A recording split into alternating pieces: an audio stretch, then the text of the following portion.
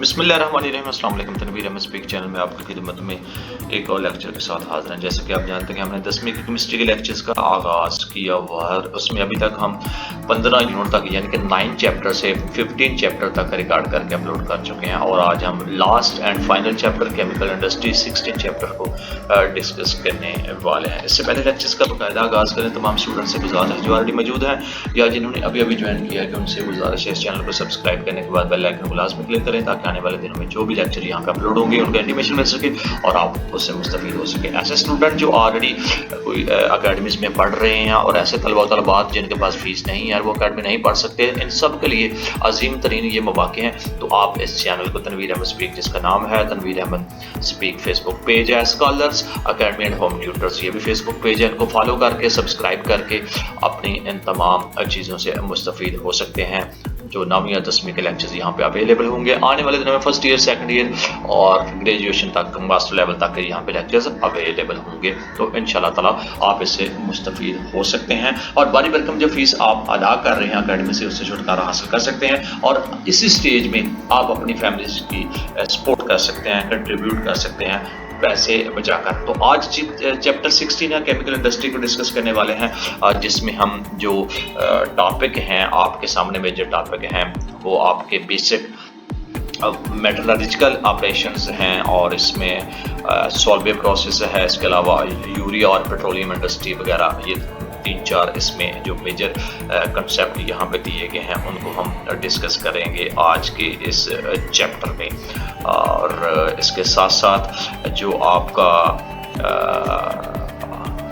यहाँ पे और चीज़ें अवेलेबल होंगी, ये कुछ बुलेट पॉइंट्स हैं, इसको लर्निंग आउटकम्स कहते हैं। जब इन तमाम चीज़ों से आप गो थ्रू हो जाएंगे, यानी कि आप मेट्रोलॉजिकल जो ऑपरेशंस हैं, सॉल्वे प्रोसेस हैं, यूरिया पेट्रोलियम इंडस्ट्री से, तो ये बुलेट्स पॉइंट्स हैं, इनके बारे में आपकी जो इन्फॉर्मेशन में इजाफा होगा। तो बढ़ते हैं आज के लेक्चर की तरफ, जिसका इंट्रोडक्शन है केमिकल इंडस्ट्री से रिलेटेड है और इसमें क्या फरमाते हैं आइए देखते हैं। केमिकल इंडस्ट्री जदीद मुआशरे की ज़रूरत को पूरा करने के लिए कायम की जाती है और जिसमें मेटलर्जी एक साइंस है जिसके ज़रिए और से मेटल्स को हासिल किया जाता है। मेटल्स मुआशरे की तरक्की में अहम किरदार अदा करते हैं। सदियों से मेटल्स टूल्स, मशीनें और दूसरी अशिया बनाने में इस्तेमाल हो रही हैं और जदीद ज़माने में अगरचे मेटल्स की जदीद जगह पॉलीमर्स ने ले ली है, लेकिन फिर भी मेटल्स की अहमियत को नज़रअंदाज नहीं किया जा सकता। रोज़मर्रा ज़िंदगी में बेकिंग, जिसको सोडा और NaH वाशिंग सोडा, Na2CO3 मुख्तलिफ मकासद के लिए इस्तेमाल किए जाते हैं। आम नमक से बेकिंग और वाशिंग सोडा की तैयारी के लिए सॉल्वे प्रोसेस को तफसील से बयान किया जाता है, यानी कि डिस्कस्ड इन डिटेल।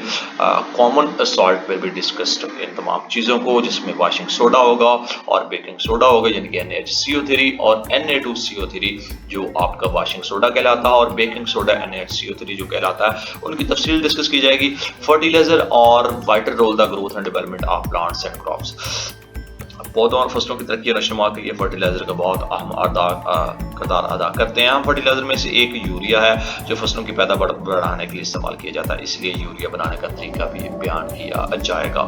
और इसके साथ साथ कम्युनिकेशन के जदीद दौर में पेट्रोलियम इंडस्ट्री बहुत अहमियत रखती है। पेट्रोलियम प्रोडक्ट्स फ्यूल, सॉल्वेंट और लुब्रिकेंट्स के तौर पर इस्तेमाल होती हैं। पेट्रोकेमिकल बहुत सी ऐसी घरेलू एशिया मसलन प्लास्टिक्स, डिटर्जेंट्स, रबड़ पकाने में भी इस्तेमाल होती हैं, यानी कि डिटर्जेंट, रबर्स और प्लास्टिक वगैरह भी इससे बनाया जाता है। पाकिस्तान की जो यहाँ पे जो इंडस्ट्री, आज़ादी के वक्त पाकिस्तान की इंडस्ट्री बहुत ज़्यादा कमज़ोर थी।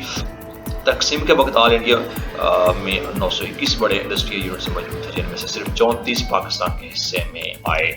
और आज़ादी के बाद गवर्नमेंट ने बहुत सी पॉलिसीज़ बनाई और इंडस्ट्रियल यूनिट्स कायम करने पर प्राइवेट सेक्टर की हौसला अफजाई की। केमिकल इंडस्ट्री तेज़ी से तरक्की की क्योंकि केमिकल्स गोला बारूद, फर्टिलाइजर और रोज़मर्रा ज़िंदगी में इस्तेमाल होने वाली दूसरी अशिया बनाने के लिए इस्तेमाल होते हैं। इंडस्ट्री की तेज़ तरक्की के लिए कर्ज की सहूलियात और तकनीकी काम सखाने के लिए कॉरपोरेशन बनाने के बहुत से इक़दाम किए गए। पाकिस्तान अब केमिकल्स, फर्टिलाइजर, सीमेंट, स्टील, भारी इंजीनियरिंग मशीन और टूल्स वगैरह भी बना रहा है, यानी कि ये आपका इंट्रोडक्शन है केमिकल इंडस्ट्री से रिलेटेड। और बहुत सारे ऐसे स्टेप्स लिए गए हैं जो पाकिस्तान में ये तमाम की तमाम चीज़ें वाज़े वजूद में आ रही हैं और बनाई जा रही हैं। ये स्टूडेंट्स आपका इंट्रोडक्शन है।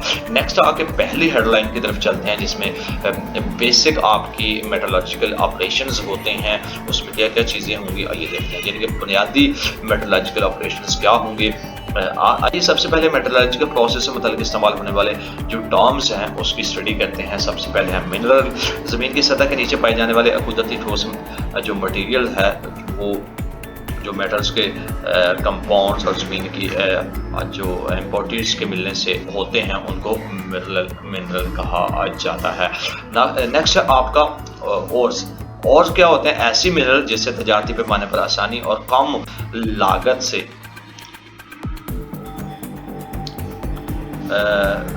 मेटल्स हासिल की जा सकती हैं, मेटल्स के ऑर्स कहलाते हैं। मिसाल के तौर पर कापर के ऑर्स, कापर क्लांस और Cu2S और चाल्कोपापराइट यानी कि CuFeS2 है। बस मेटल्स के तमाम ऑर्स मिनरल्स हैं, लेकिन तमाम मिनरल्स ऑर्स नहीं होते, ये भी यहाँ पे बात रखना बहुत ज़रूरी है। नेक्स्ट है आपका जी कुछ इंटरेस्टिंग इंफॉर्मेशन इस किस्म के बॉक्स में दी जाती हैं, या साइंटिफिक सोसाइटी की जो बॉक्स दी जाती हैं उसको आपने इटसेल्फ रीड आउट करना है, वो आपकी इन्फॉर्मेशन में एडिशन के लिए यहाँ पे दी जाती हैं। नेक्स्ट आपका है गैंग। मिनरल में मौजूद ज़मीनी और दूसरी जो इम्पोर्टेंट्स गैंग के तौर पर पाई जाती हैं। नंबर 1 पे आपके है मेटलर्जी। बड़े पैमाने पर तिब्बी कीमिया प्रोसेस की मदद से और से मेटल्स की खास हालत में हासिल करने का जो प्रोसेस है वो आपका मेटलर्जी कहलाता है। और इस प्रोसेस में 3 किस्म की जो चीज़ें हैं वो पाई जाती हैं, जिसको एक्सट्रैक्ट किया जाता है और से खास मेटल हासिल करने के मेटलर्जी मंदाजा प्रोसेस शामिल है। Number 1 concentration of the ore, extraction of the metal and refining of the metal. ये 3 मेथडोलॉजी हैं जिससे मेटलर्जी से जो चीज़ें हैं प्रोसेस करने के बाद उनको एक्सट्रैक्ट किया जाता है। तो सबसे पहले हम देखते हैं कंसंट्रेशन ऑफ द ओर, यानी कि ओर पे किस तरह तवज्जो दी जा सकती है। गैंग को और से अलग करने का जो प्रोसेस है वो आपको टेक्निकल तौर पर कंसंट्रेशन के नाम से जाना जाता है और साफशुदा और कंसंट्रेशन कहलाती है, और जिसमें क्रस्टेड कोर की कंसंट्रेशन मंजिला तरीकों से की जाती है। नंबर 2 पे है ग्रेविटी सेपरेशन। ग्रेविटी जो सेपरेशन होती है वो आपके मेटलिक और गैंग पार्टिकल्स को डेंटेट की बुनियाद पर अलग करने का प्रोसेस ग्रेविटी सेपरेशन कहलाता है। इस प्रोसेस में और में मौजूद भारी नेशन का पाउडर नीचे बैठ जाता है, जबकि गैंग के हल्के जो पार्टिकल्स हैं पानी के साथ बह जाते हैं, जैसा कि शक्ल 16.1 में दिखाया गया है। तो ये आपकी ग्रेविटी सेपरेशन है, जिससे आप जो है ना इन ओर्स को अलग कर सकते हैं। कंसंट्रेटेड ओर और ग्रेविटी सेपरेशन, यानी कि वाटर गैंग है और वाटर, इस तरह इनकी जो सेपरेशन होती है ग्रेविटी सेपरेशन इसको कहा जाता है। नंबर बी आपका है फ्रॉथ फ्लोटेशन आपका प्रोसेस है, और इसमें फ्रॉथ फ्लोटेशन प्रोसेस और गैंग के पार्टिकल्स के बेतरतीब ऑयल और पानी से जो वेटिंग है होने की सलाहियत की बनाकर इसको किया जाता है, और जो और पार्टिकल्स तरजीहन पानी ऑयल से और गैंग पार्टिकल्स पानी से तर हो जाते हैं। ज़्यादा प्रेशर से हवा गुजारने और के पार्टिकल्स हल्का होने की वजह से सतह पर जौ की शक्ल में आ जाता है और उन्हें नथा दिया जाता है, जबकि गैंग के पार्टिकल्स गैंग के निचले हिस्से में जमा हो जाते हैं, जैसा कि 16.2 इसकी जो शक्ल है वो आपको दिखाएगी है। ये फ्रॉथ फ्लोटेशन प्रोसेस कहलाती है, और इसमें ये आपके वाटर कंटेनिंग प्रोसेस शामिल होती है, और इसमें ये गैंग आपका पाया जाता है। सल्फाइड पार्टिकल्स इसमें है, इसमें कंप्रेस्ड यानी कि कचरा कंप्रेस्ड हुआ है, और सल्फाइड पार्टिकल्स के उठाए हुए जो फ्रॉथ हैं उसके ये बुलबुले निकल रहे हैं यहाँ पे। तो इस तरह इनकी फ्लोटेशन प्रोसेस क्या फंक्शनैलिटी परफॉर्म करती है। नेक्स्ट है आपका इलेक्ट्रोमैग्नेटिक सेपरेशन। इलेक्ट्रोमैग्नेटिक सेपरेशन क्या होती है आइए देखते हैं। इलेक्ट्रोमैग्नेटिक सेपरेशन के अमल में इलेक्ट्रोमैग्नेटिक्स या मैग्नेटिक आपका जो सेपरेशन होती है की मदद से मैग्नेटिक और नॉन मैग्नेटिक इम्पोर्टर से अलग किया जाता है।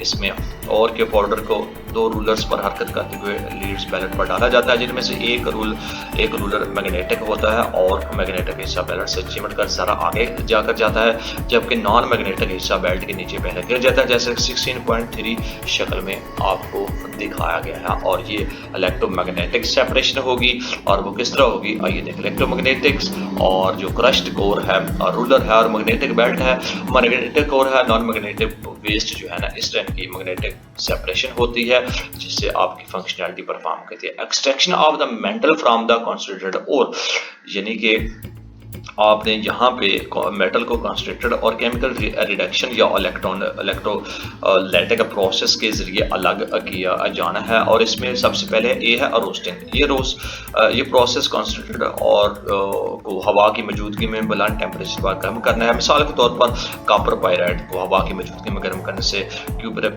सल्फाइड और फेरस सल्फाइड का मिक्सचर बनता है। सल्फर फास्फोर्ड और जिंक वगैरह हवा के साथ मिलकर वोलेटाइल ऑक्साइड बना देती है, जैसा कि आपका ये जो सल्फाइड है यानी कि फेरस सल्फाइड और इम्प्योरिटीज़ के साथ इनके मेटल के साथ मिला के जब ऑक्सीजन को मिलाएंगे तो आपकी ये फंक्शनैलिटी होती है यानी कि कॉपर सल्फाइड। और जब आप ऑक्सीजन मिलाएंगे तो आपका जो कॉपर है और जो फेरस सल्फाइड है और सल्फर ऑक्साइड आपका अलहदा हो जाती है। नेक्स्ट आपका स्मेल्टिंग में क्या होता है आइए देखते हैं। रोस्टेड को जब आप सैंड फ्लेक्स और कोक के साथ हवा की मौजूदगी में ब्लास्ट फ्रंट में मजीद गर्म करना स्मेल्टिंग कहलाता है, जैसा कि शक्ल 16 पॉइंट आपको इसमें दिखाया गया 4 में। जलने के दौरान बहुत ज़्यादा हीट खारिज होती है, इसलिए इस प्रोसेस को कोक की बहुत थोड़ी मकदार दरकार होती है।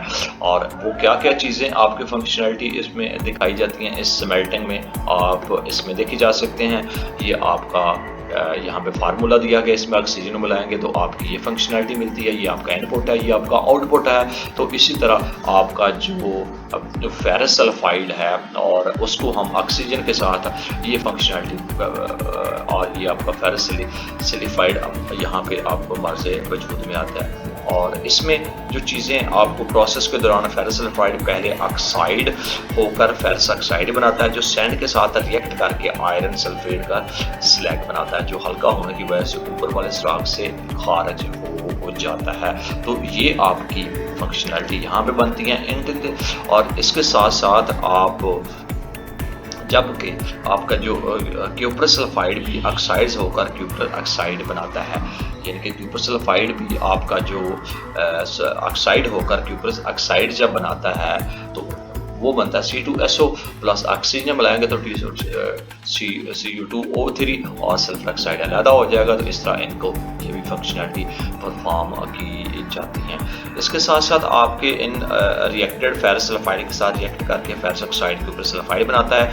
इस तरह क्यूपर सल्फाइड आप का मिक्सर जो तैयार हो जाता है, ये पिघला हुआ मिक्सर होता है और इसे निचले सुराख से निकाल दिया जाता है। इसमें तकरीबन 45% कॉपर मौजूद होता है, यानी कि 45% इसमें इस मिक्सर में जो कॉपर सल्फाइड पाया जाता है। तो इस तरह इनकी ये फंक्शनैलिटी होती है। ये blast furnace of smelting of copper को, यहाँ पे आपकी स्मेल्टिंग होती है कॉपर की, तो इस तरह इनकी फंक्शनैलिटी परफॉर्म कर रही होती है। नेक्स्ट आपका है बेस मराइजेशन, यानी कि बेसमराइजेशन में क्या होता है, पिघले हुए जो आपका मेल्टन मैटर होता है उसको नाशपती नुमा बेसिस आपका कन्वर्टर्स में मजीद गर्म करना आपका हेमराइजेशन कहलाता है, यानी कि बेसमराइजेशन कहलाता है। जैसा कि 16 पॉइंट शक्ल में दिखाया जाएगा। It is fix that pivot, ये एक ऐसे पिवट में फिक्स किया जाता है जिसके तरफ भी इसे घुमाया जाता है। पिघले हुए मेटल को सैंड से मिलाकर टॉइंस की मदद से बहुत गर्म की हवा के मतलब चक्कर से ब्लास्ट से गर्म किया जाता है। फेरस सल्फाइड में फेरॉक्साइड में ऑक्साइड्स हो जाता है, जो सैंड के साथ रिएक्ट करके आपका स्लेग बनाता है, यानी कि FeSiO3 जो हल्का होने की वजह से ऊपर तेज होता है। और वो किस तरह होता है, या फेरस सल्फाइड के साथ जब ऑक्सीजन बुलाएंगे तो आपका ये आपका बन जाएगा, यानी कि फेरस ऑक्साइड, और आपका जो यहाँ पे स्लेग है वो आपका हल्का होने की वजह से उसमें तैरता रहता है। तो ये इनकी फंक्शनैलिटी है फार्मूला की मदद से देखी जाती है। इसके साथ साथ जो क्यूपर सल्फाइड है, क्यूपर ऑक्साइड में ऑक्साइड्स होकर बाकी मादा क्यूपर सल्फाइड के साथ रिएक्ट करके आपका मेटल कॉपर बना देता है, यानी कि इसके साथ जब मिलकर सल्फर ऑक्साइड है तो आपका मेटल कॉपर बनता है।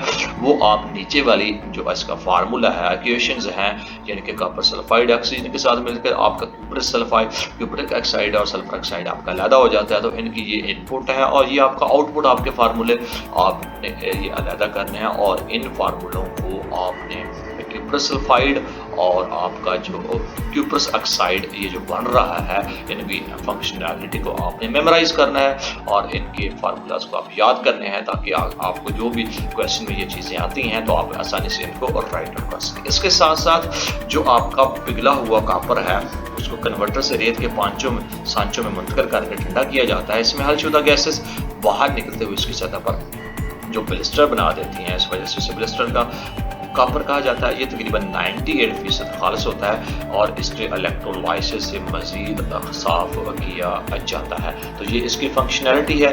नेक्स्ट हम देखेंगे रिफाइनिंग और प्यूरिफिकेशन ऑफ द मेटल। इसमें क्या होता है, यानी कि मेटल को रिफाइन या खालिस करना, नाखालिस मेटल को रिफाइन या खालिस करने का सबसे इस्तेमाल होने वाला प्रोसेस इलेक्ट्रोलाइसिस मेथड है। मिसाल के तौर पर कॉपर की इलेक्ट्रोलाइटिक जो रिफाइनिंग है वो आप इलेक्ट्रोलाइटिक टैंक में की जाती है, जिस तरह 16.6a में दिखाया गया। इलेक्ट्रोलाइटिक टैंक में कॉपर सल्फेट का सोल्यूशन होता है जिसमें दो किस्म के इलेक्ट्रोड्स लटके होते हैं। इनमें से एक नाखालिस कॉपर मेटल का जो कि एनोड के तौर पर काम करता है और दूसरा खालिस कॉपर मेटल का जो कि बतौर कैथोड काम करता है। तो इस तरह जो सोल्यूशन में इलेक्ट्रिक करंट गुजारने पर एनोड खालिस हालों पर यानी कि Cu+ आयंस बनाते हैं। Cu+2 आयंस कैथोड से इलेक्ट्रॉन्स हासिल करके डिस्चार्ज होते हैं। इस तरह कॉपर जो एटम्स कैथोड पर जमा हो जाते हैं और खालिस कॉपर के मोटे ब्लॉक बन जाते हैं, जिस तरह शक्ल 16.6b में दिखाया गया। गोल्ड और सिल्वर जैसे इंपोर्टर्स बतौर एनोड यानी कि नीचे बैठ जाती है। और वो किस तरह नीचे बैठ जाती है, settle down as the anode mode. वो इन इमेजेस से आपको ए और बी के जो दोनों के दोनों इमेजेस हैं यहाँ पे दिखाया गया। इनकी फंक्शनैलिटी आप देख सकते हैं इस प्रोसेस में, यानी कि इस किस्म के जो प्रोसेस में ये जो आपको दिखाया गया है कॉपर की इलेक्ट्रो रिफाइनिंग यहाँ पे इसमें आपको दिखाई गई है। तो इस सारे के सारे प्रोसेस में सोल्यूशन में से करंट गुजारने पर एनोड का जो आयंस बनना होता है उसमें क्या होता है कि आप ये कॉपर आयंस कैथोड से इलेक्ट्रॉन आयन हासिल करके डिस्चार्ज करते हैं और इस तरह इनकी शक्ल गोल्ड और सिल्वर जैसे इंपोर्टेड बतौर एनोड नीचे बैठ जाती हैं। तो ये इनकी फंक्शनैलिटी होती है और इसमें और ये आपका कॉपर की इलेक्ट्रो रिफाइनिंग की जाती है और नीचे कॉपर के हसूल के लिए जो फ्लो डायग्राम है इस तरह इन कॉपर इस डायग्राम की मदद से, यानी कि ये सारा का सारा प्रोसेस है, यहाँ से आप कॉपर को एक्सट्रैक्ट करके अपना उसको तैयार करते हैं इस डायग्राम की मदद से। यानी कि ये सारे का सारा जो डायग्राम है इस फ्लो शीट में दिखाया गया है। यहाँ से स्टार्ट होके यहाँ तक, यहाँ पे आपका प्योर कॉपर 99% आपको मिल जाता है। नेक्स्ट आपका जो टेस्ट यूरसेल्फ है वो आपने खुद पढ़ लेना है कि यहाँ पे आगे क्या रहा है। और हम देखेंगे manufacture of sodium carbonated by Solvay process. Solvay process का जो सोडियम कार्बोनेट है वो किस तरह देखा जा सकता है। सोल्वी प्रोसेस की बुनियाद सोडियम बाइकार्बोनेट की 15 डिग्री सेंटीग्रेड पर पानी में बहुत ही कम सॉल्वेंसी होती है। जब सोडियम क्लोराइड के अमोनियम सल्फेट सोल्यूशन जैसे अमोनियम ब्राइन कहा जाता है में से कार्बन डाइऑक्साइड गैस गुजार दी जाती है तो सिर्फ सोडियम बाइकार्बोनेट का रसूब इसमें बनता है। यानी कि सोडियम अगर आप हाइड्रोजन कार्बन डाइऑक्साइड इसमें मिलाएंगे तो आपका सोडियम का ये रसूब बनता है। तो इस तरह उनको इस मसबा से आप इसकी फंक्शनैलिटी को ज़ाहिर कर सकते हैं। नेक्स्ट आपका रॉ मटेरियल है। इस प्रोसेस के इस्तेमाल होने वाले रॉ मटेरियल सस्ते और विकसित पाए जाते हैं, जैसा कि नंबर 1 सोडियम क्लोराइड और ब्राइन, नंबर 2 आपका limestone CaCO3, ammonia gas NH3। तो इस तरह उनके रॉ मटेरियल्स की फंक्शनैलिटी को देखा जा सकता है। और इसके साथ ही जो बेसिक रिएक्शन है उसमें क्या होगा आइए देखते हैं। ये प्रोसेस मंदरजा मराहल पर मुश्तमिल होता है। Number 1 preparation of ammoniacal brine, यानी कि अमोनियम ब्राइन की जो कॉर्पोरेशन है वो इस तरह इनकी मदद से किस तरह की जा सकती है। प्रिपरेशन ऑफ अमोनियम ब्राइन, और अमोनियम ब्राइन जो को कार्बोहाइड्रेट टावर में दाखिल किया जाता है, फिर इसमें कार्बन डाइऑक्साइड गैस गुजार दी जाती है।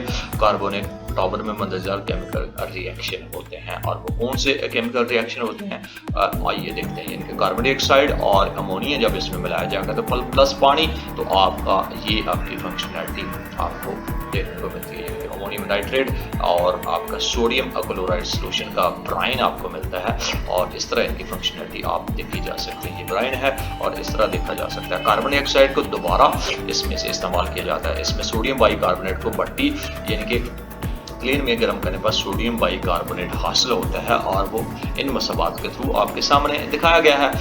नेक्स्ट आपका फिल्ट्रेशन ऑफ प्रेसिपिटेट्स। इसमें क्या होता है कि आपने जो आपका जो फिल्ट्रेशन है, कार्बोहाइड्रेशन टावर से हासिल होने वाला दूध या मिक्स को फिल्टर करके सोडियम बाइकार्बोनेट हासिल होता है।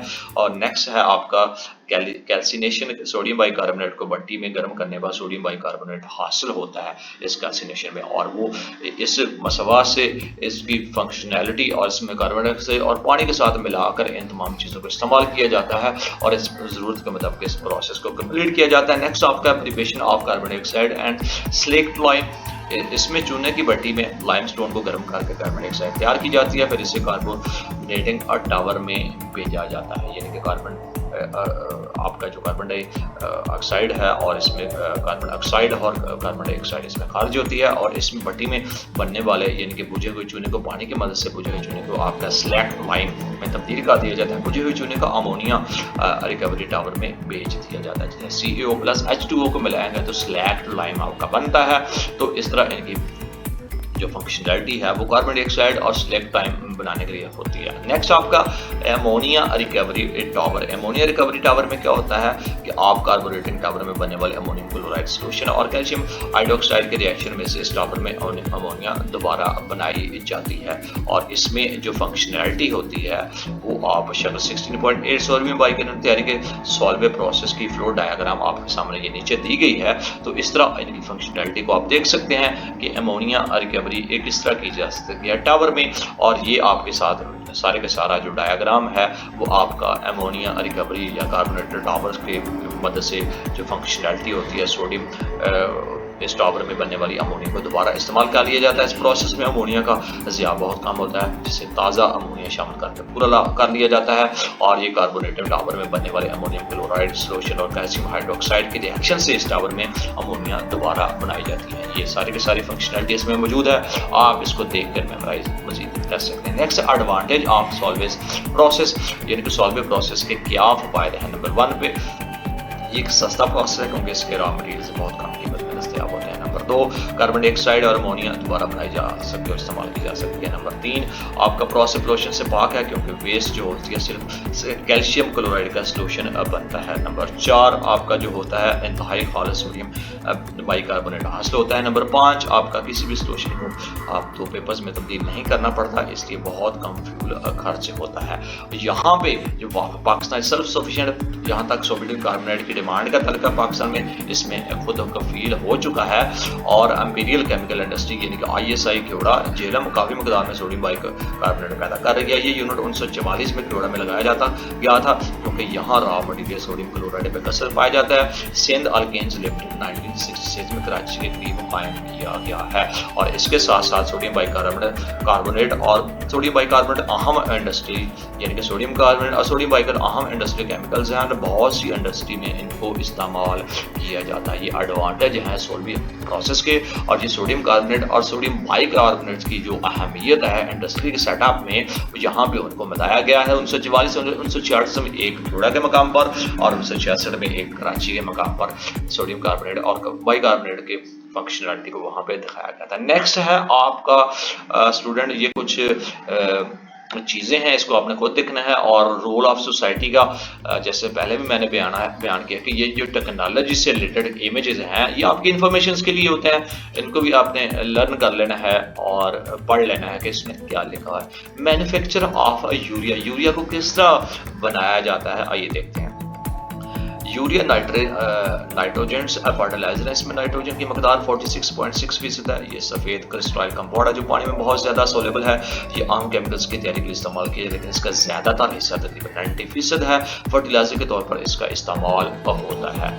और सबसे पहले है रॉ मटेरियल किस तरह लेना है, तो यूरिया की तैयारी के लिए मटेरियल मंतज जैसा है। Number 1 ammonia, number 2 carbon dioxide यानी कि NH3 और आपका कार्बन डाइऑक्साइड। इस तरह इनको जो अमोनिया जो प्रोसेस है जो हेयर प्रोसेस है यानी कि हेवर प्रोसेस के जरिए तैयार की जाती है। 1 वॉल्यूम नाइट्रोजन और 3 वॉल्यूम्स हाइड्रोजन यानी कि मीथेन और स्टीम को गर्म कैटलिस्ट पर गुजार कर हासिल की जाती है। 450 डिग्री सेंटीग्रेड पर टेम्परेचर और 200 जो आपका एटमॉस्फेयर प्रेशर के साथ गर्म आयरन को कैटलिस्ट के ऊपर से गुजारने से हासिल होती है।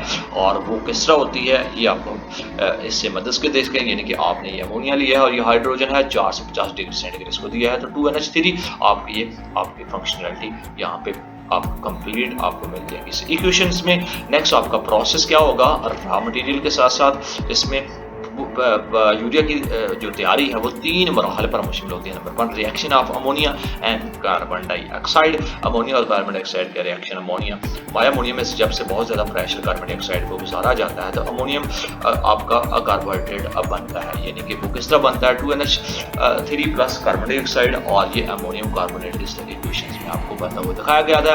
यूज़ ऑफ फॉर्मेशन नंबर 2 पे जो आपका यानी कि जब स्टीम की मदद से अमोनियम बाइकार्बोनेट किया जाता है तो ये डिहाइड्रेट होकर यूरिया बन जाता है, और इस तरह इनको इस फंक्शनैलिटी की मदद से दिखाया जा सकता है। यानी कि ये अमोनिया आपका डिहाइड्रेट होकर यूरिया बनता है, और ये आपका यूरिया है, और ये आपका पानी जो है ना वो इसमें अलग कर लिया जाता है।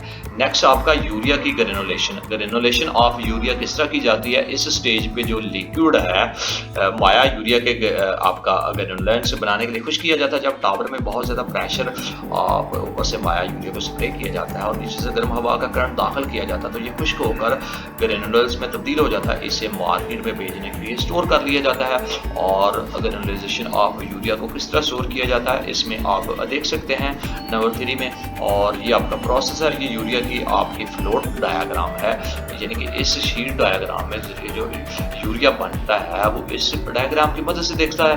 और नेक्स्ट हम देखेंगे कि importance of status of urea, यानी कि अहमियत क्या है यूरिया की, और इसमें क्या होगा कि ये एक सफ़ेद क्रिस्टलाइन ऑर्गेनिक का कंपाउंड है। इसकी मदद इस्तेमाल की वजूहत है। नंबर 1 यूरिया को पूरी दुनिया में एग्रीकल्चर सेक्टर में वसी पैमाने पर इस्तेमाल किया जाता है। ये फर्टिलाइजर जानवर की अज़ाफ़ी खुराक के तौर पर इस्तेमाल होता है। तकरीबन 90% यूरिया फर्टिलाइजर के तौर पर इस्तेमाल होता है, और इसमें किसी भी दूसरे नाइट्रोजन और फर्टिलाइजर की निस्बत नाइट्रोजन की ज़्यादा मकदार मौजूद होती है। ये बेज़र ज़रूर और तमाम किस्म की फसलों और ज़मीनों के लिए मुफीद होता है। नंबर 2 आपका जो ये जहरीला और आतशगीर नहीं है, इसलिए इसे आसानी स्टोर किया जाता है। ये पानी में बहुत ज़्यादा सोलेबल है, इसलिए स्टोरेज के लिए बेहतरीन पैकेट की जरूरत होती है। नंबर 3 आपका जो एक्सप्लोजर्स है एशिया बनाने में इस्तेमाल होता है। नंबर 4 आप ये ऑटोमोबाइल सिस्टम्स में प्रोटेंट्स कम करने के लिए इस्तेमाल होता है। इसके साथ साथ पाकिस्तान में यूरिया बनाने के तकरीबन 6 यूनिट मौजूद हैं, और इनमें से 4 बड़े फौजी फर्टिलाइजर कंपनी एग्रोकेमिकल का फौजी फर्टिलाइजर बिन कासम और दाऊद हरकुलिस कंपनी। फौजी फर्टिलाइजर सबसे ज़्यादा फर्टिलाइजर मैन्युफैक्चरर है, जिसके मार्केट में 59% शेयर आपके मौजूद हैं। इसके साथ साथ गवर्नमेंट मैन्युफैक्चरर्स को नकद माली इमदाद फराहम करती है, लेकिन फिर भी इंडस्ट्री सप्लाई में कमी का सामना कर रही है। पिछले कुछ सालों में यूरिया की कीमत में बहुत ज़्यादा इजाफा हुआ है, तो ये इसकी इम्पोर्टेंस है जिसकी इनकार नहीं किया जा सकता है। कुछ इन्फॉर्मेटिव चीज़ें हैं, ये आपने खुद पढ़नी है, और आगे नेचुरल जो फर्टिलाइजर यानी कि कुदरती फर्टिलाइजर और मसनूई फर्टिलाइजर से जो बेहतर है, ये भी टेक्नोलॉजी और साइंस की इन्फॉर्मेशन है। ये इसको भी आप खुद देख के नॉलेज में इजाफा कर सकते हैं। ये आपके इस लेक्चर्स का हिस्सा नहीं है, सिर्फ आपकी एडिशनल इन्फॉर्मेशन दी गई है केमिकल फर्टिलाइजर कैसे होता है। नेक्स्ट आपका पेट्रोलियम इंडस्ट्री है। पेट्रोलियम इंडस्ट्री किस तरह अपना फंक्शन परफॉर्म करती है, आइए देखते हैं। पेट्रोलियम जो है पूरा अर्ज के नीचे चट्टानों में पाई जाने वाली कुदरती प्रोडक्ट है। पेट्रोलियम का मतलब है रॉक ऑयल। ये बहुत से गैसी माइट्रोस और हाइड्रोकार्बन्स का पानी में सॉल्ट्स और दूसरे ज़मीनी पार्टिकल्स पर मुश्तमिल पेचीदा मिक्सचर है। ये पानी से हल्का और इसमें इनसॉल्युबल मौजूद होते हैं। ओरिजिन ऑफ पेट्रोलियम की इब्तिदा। पेट्रोलियम के शेल्स के नीचे लाखों साल पहले दफनशुदा मुर्दा पौधों और जानवरों की डीकम्पोजिशन से बनता है। ये ख्याल किया जाता है कि समुद्रों में मौजूद जिंदा पौधे और जानवर लाखों साल पहले मर गए, इनके अजसाम डूबकर मिट्टी और रेत के नीचे दफन हो गए। बहुत ज़्यादा प्रेशर, टेम्परेचर और बैक्टीरिया के साथ की वजह से हवा की मौजूदगी में डीकम्पोजिशन का प्रोसेस हुआ। इस प्रोसेस का मुकम्मल होने में लाखों साल लगे।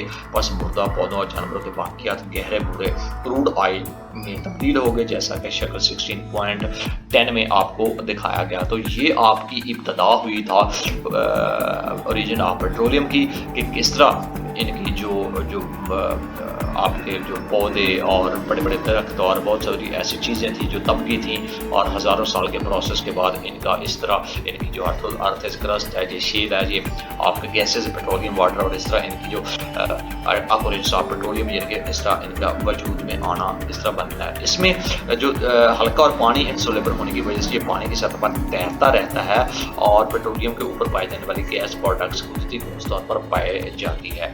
इसके साथ साथ पेट्रोलियम है एक्सट्रैक्ट किया जाता है बाय ड्रिलिंग, यानी कि पेट्रोलियम को जहाँ ऑयल पाया जाता है वहाँ कुएँ खोदकर पेट्रोलियम हासिल किया जाता है। जब चट्टानों में से कुआँ खोदा जाता है तो ये सबसे पहले ज़्यादा प्रेशर के साथ कुदरती गैस निकलती है।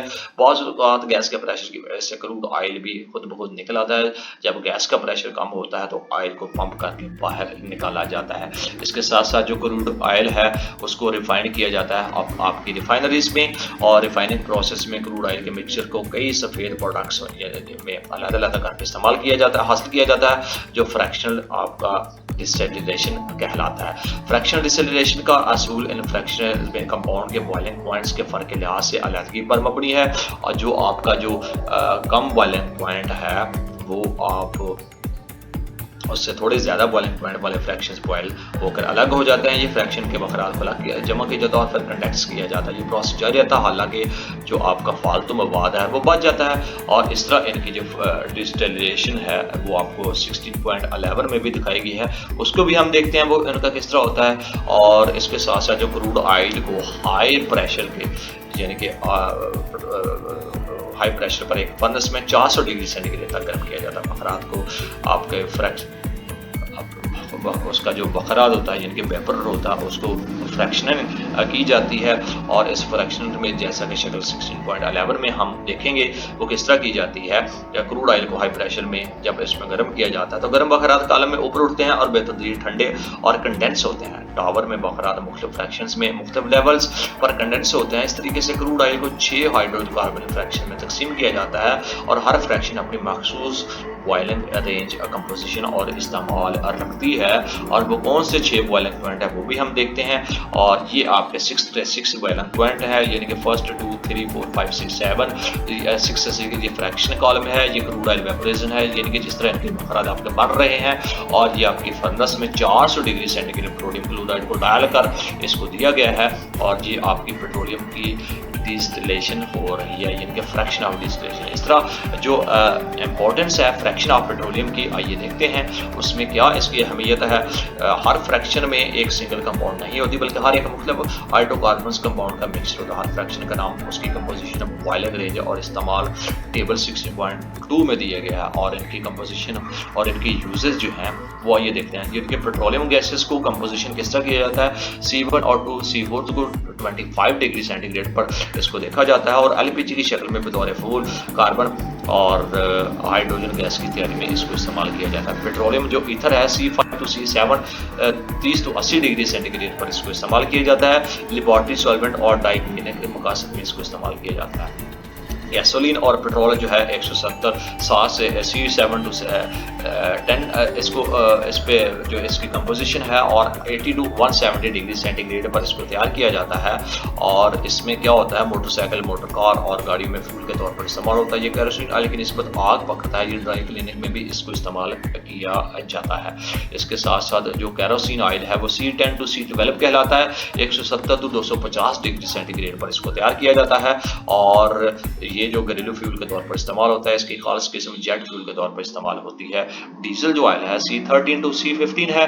250 से 350 डिग्री सेंटीग्रेड पर इसको तैयार किया जाता है, और बसों, ट्रकों, रेलवे इंजन, ट्यूबल के इंजनों और दूसरी भारी गाड़ियों में इसको फ्यूल के तौर पर इस्तेमाल किया जाता है। जो आपका फ्यूल ऑयल है ये आपको C15 to C17 इसकी कंपोजिशन होती है। 350 to 400 डिग्री सेंटीग्रेड पर इसको तैयार किया जाता है, और ये बहरी जहाज इंडस्ट्री में बॉयलर्स और फर्नेस को गर्म करने के लिए इस्तेमाल होता है। तो ये आपकी कंपोजिशंस के तरीके हैं कि आपने पेट्रोलियम की अहमियत क्या है और उसको किस तरह डिसलिनेशन किया जाता है। इसके साथ साथ जो रेजिड्यूल ऑयल है जो इस टेम्परेचर पर आपको वेपराइज नहीं होता उसे जमा कर दिया जाता है, और मजीद फ्रैक्शनल डिस्टिलेशन के लिए 400 डिग्री सेंटीग्रेड से ज़्यादा टेम्परेचर पर गर्म किया जाता है। रेजिड्यूल ऑयल की 4 फ्रैक्शंस दर्जा ज़्यादा है। नंबर 1 आपका लुब्रिकेंट्स है, नंबर 2 पैराफिन वैक्स है, नंबर 3 आपका स्पार्ट है, नंबर 4 आपकी पेट्रोलियम कोक है। तो इसकी 4 किस्म की प्रोडक्ट्स बनती हैं। तो इसकी फंक्शनलिटी और इसकी अहमियत आपके सामने बताएंगे। इसके साथ साथ ये कुछ और इन्फॉर्मेटिव चीज़ें हैं, इसको आपने खुद पढ़नी है।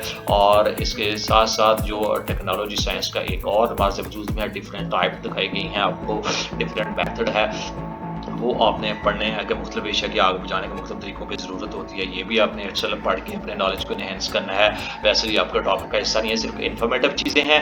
इसके साथ साथ एक और chemistry as a career in industry को किस तरह लिया जा सकता है, इसको भी आप पढ़ के अपने कैरियर को मज़ीद इनहेंस कर सकते हैं कि आप केमिस्ट्री में स्पेशलिटी हासिल करने के बाद आप इंडस्ट्री में क्या क्या चीज़ें फंक्शनलिटी देख सकते हैं। इसके अलावा गुड कम्युनिकेशन स्किल्स जो प्रमोट कर सकते हैं। इस चैनल को आपके पास कम्युनिकेशन स्किल होना चाहिए तो आप अच्छे से किसी भी जगह पर कम्युनिकेट कर सकते हैं। इस चैप्टर में जो अहम निकात हैं यानी कि केमिकल इंडस्ट्री से रिलेटेड जो केमिकल थी वो आपने पढ़ा, मेटलर्जी के बारे में पढ़ा, कॉन्सेंट्रेशन ऑफ सेपरेटिविटी के बारे में पढ़ा, सोडियम कार्बोनेट के बारे में पढ़ा, अमोनियम ब्रेन के बारे में पढ़ा, आपका अमोनियम क्लोराइड, अमोनियम हाइड्रोक्लोराइड के बारे में पढ़ा, सोडियम कार्बोनेट, सोडियम बाइकार्बोनेट के बारे में पढ़ा, और मैन्युफैक्चर और अमोनिया और कार्बन डाइऑक्साइड को किस तरह किया जाता है वो आपने पढ़ा। पेट्रोलियम की कम्प्लेक्स मिक्सचर हाइड्रोकार्बन्स किस तरह तैयार किया जाता है, उनकी डिकम्पोजिशन की किस तरह की जाती है, उसको डायग्राम की मदद से पढ़ा।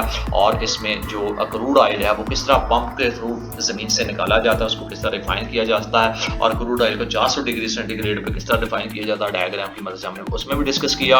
और पेट्रोलियम की जो इंपॉर्टेंस है, उनके जो फ्रैक्शंस है जिसमें पेट्रोलियम प्रोडक्ट तैयार होती हैं, कैरोसिन, डीजल और फ्यूल ऑयल वगैरह, उसके बारे में हमने पढ़ा।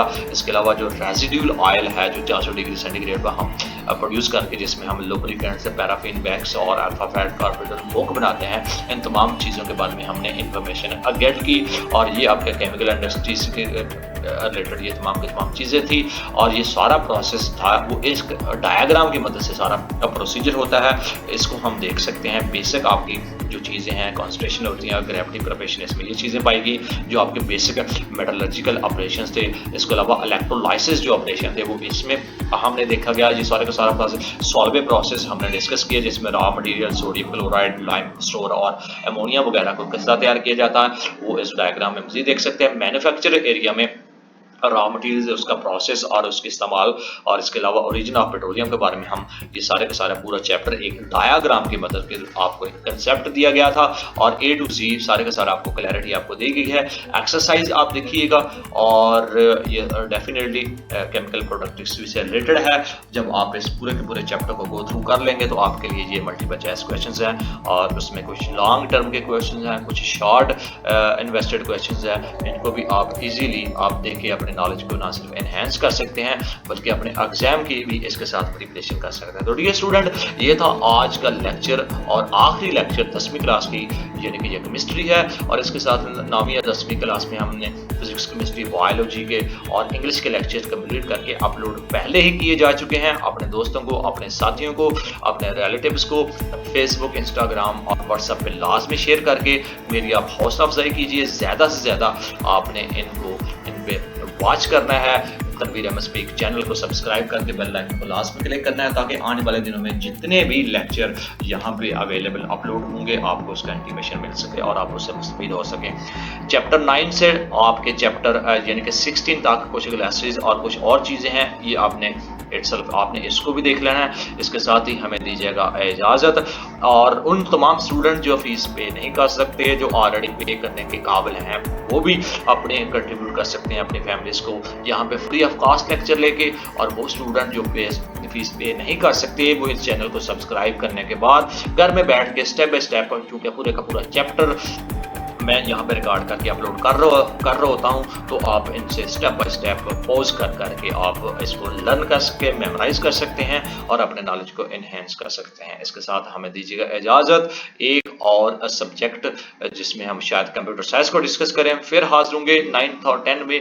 सब्सक्राइब कीजिएगा, बेल आइकन को लाजमी क्लिक कीजिएगा ताकि आने वाले दिनों में तमाम की तमाम चीज़ें आपको तनवीर अहमद स्पीक चैनल पे इंटीमेशन मिल सके और आप घर में बैठ के इस फैसिलिटी से एंजॉय कर सकें और मेमोराइज कर सकें और अपने नॉलेज को इनहेंस कर सकते हैं। इसके साथ हमें दीजिएगा इजाज़त। हमारी तरफ से अल्लाह हाफिज़। एक और सब्जेक्ट के साथ फिर हाजिर होंगे जिसमें कंप्यूटर साइंस को डिस्कस किया जाएगा। अल्लाह हाफिज़।